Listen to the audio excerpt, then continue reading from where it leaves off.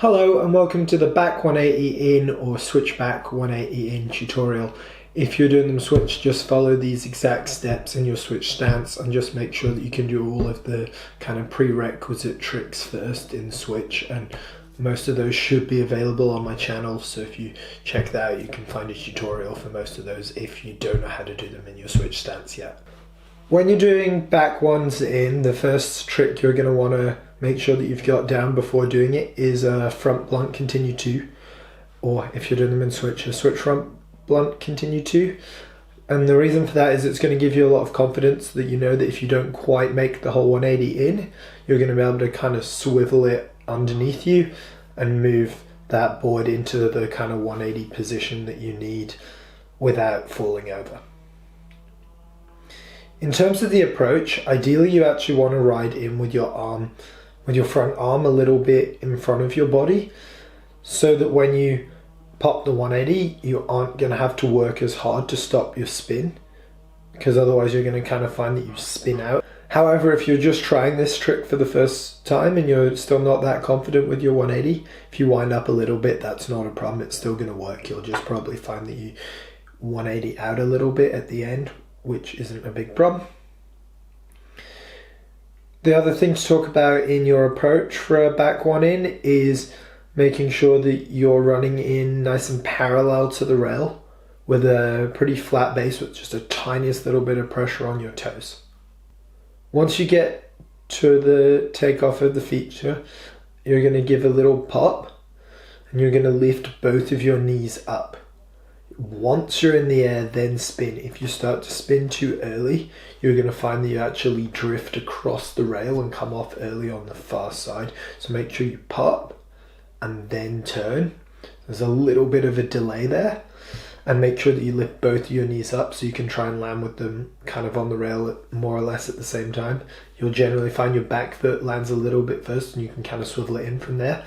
But the less you do that, the more stylish it's going to look, in my opinion. When you're popping in, you can get a little bit of a spot, kind of looking a little bit higher up the rail, so sort of towards the top of the rail. You can actually use that as a little reference point as you land to work out where the rail is, because you're not going to be able to look down underneath your feet to see where the rail is. But if you look just kind of up to the rail, just kind of roughly where your front foot is, a little bit higher, or even up at the very top, depending how high the rail is, you can kind of use that as a little reference point as you land and to work out where the rail is and spot to land.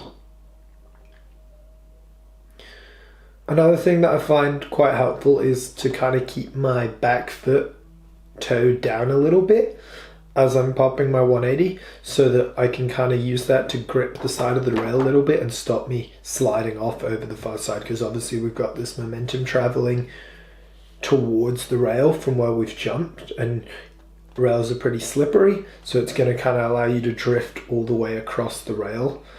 Whereas if you can kind of slightly get that back foot toe down a little bit, it will help you to kind of bank the inside of the rail a little bit and stop you sliding over to the far side. As you land, you just want to relax, try and get your arms in line with your board and bend your knees, and then just pop off to switch. Obviously you can then do a continuous cab 180 or cab 360 or even cab 540 out of that, in which case you'd want your head to turn around a bit more. But for now we're just talking about the back one in.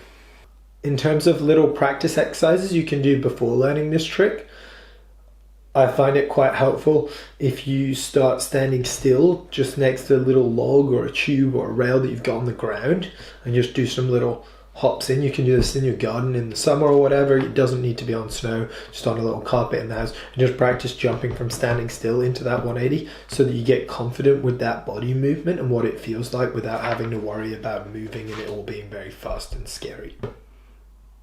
Thank you for tuning in. This has been the back 180 video. My name's Stuart Innes.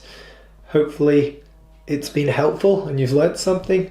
If you've got any questions or you've got some tries that you're not quite landing and you're not sure why, feel free to send me a video or a question in the comments or over on Instagram, and I'll do my best to help you out to fix the problem. And then make sure you subscribe and check out the trick tips playlist to see if there's any other tricks you want to learn. Thank you.